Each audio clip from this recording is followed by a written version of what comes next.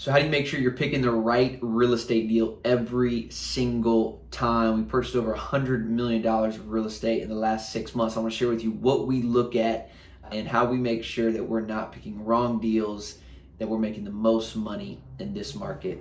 Let's go. Hey, what's up guys? My name is Ellis, Hammond, principal of Symphony Capital Group. And yeah, we buy a lot of freaking real estate. We look at a lot of real estate. And I want to cover in this video what we do to just make sure that we're buying the best. You hear a lot of stuff on the internet about all these different metrics, cash on cash and IRR.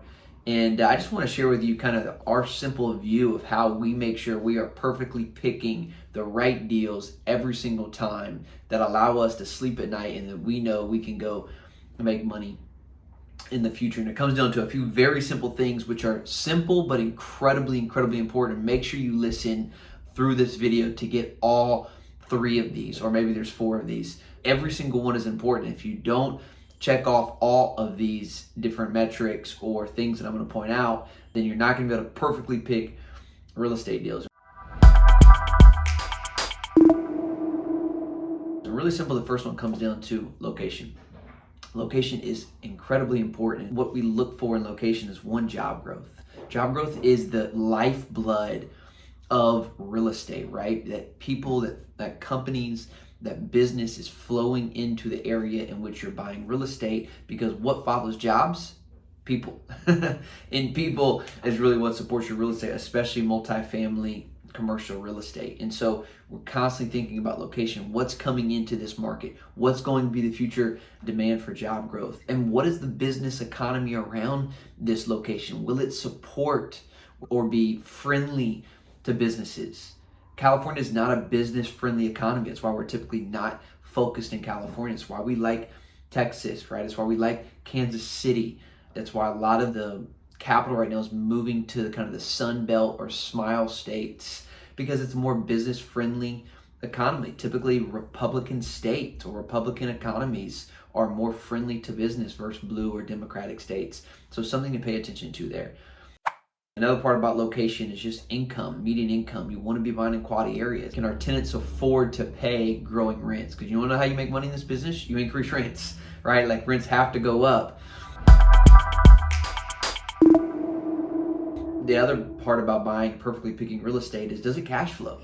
We want to buy deals that cash flow. If you want to be able to sleep at night, buy deals that cash flow and can support a dip in rents or a dip in the economy, like a COVID, for example, and still cash flow. And that is an important metric for us, is we want to make sure that we have enough income to cover our expenses, to cover our debt, and still put money in our pockets on a monthly or quarterly basis. Sure, have we bought some deals that maybe didn't cash flow when we first took over because it was a distressed asset and we had to stabilize? Yeah, we have bought at least 2 deals like that, but we knew that the reason they didn't cash flow is because the previous owner wasn't really optimizing the asset. That once we could stabilize those units and kind of turn over those units, that this thing was going to cash flow very well. So we raised enough money, we had enough reserves to be able to cover that period of time, plus a little bit extra, so that we could get to a point where this thing cash flows.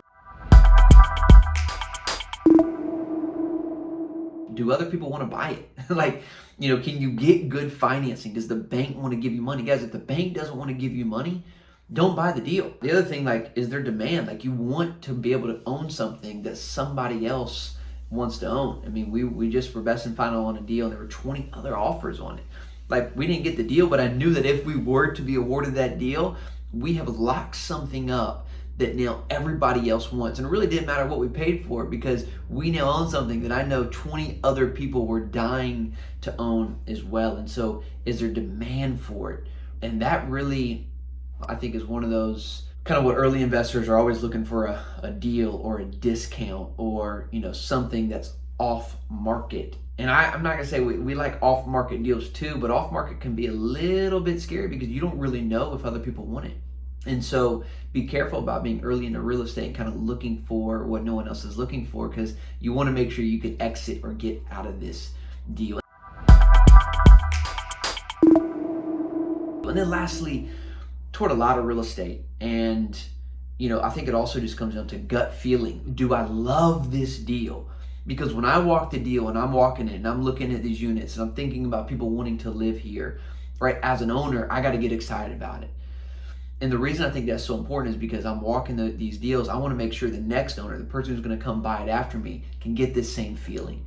The key to picking perfectly is, do you feel it? There's a feel to this game, right? There's a feel to this game, and it's so key to be looking and touring a lot of deals, a lot of assets, so that you know what gets you excited. Because again, the next person's got to get excited with you to be able to buy this deal from you. And even if your plan is to hold long term, right? You still want to have multiple options of exit, because Sam Zell, brilliant guy who helped invent the REIT, his criteria was, whenever they sold, was he said, we make a decision to buy the real estate every day that we own it, right? And his point was, when we sell a deal is because someone is willing to give us a price that we are no longer willing to pay for that asset.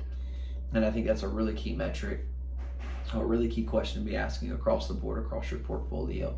And so, can you pick real estate perfectly every single time? Yeah, I think so. You can. I mean, this is not a complicated business. You want to make sure you're buying in great locations where rents are going to continue to increase and the market is going to continue to appreciate. You want to make sure you cash flow, right? That there is a plan for that thing to cash flow and cash flow above and beyond. And so far, we feel really great about all of the assets that we own at our company, Symphony Capital Group. So hope this is helpful. Make sure you think wealthy. If you like more videos like this, subscribe and comment.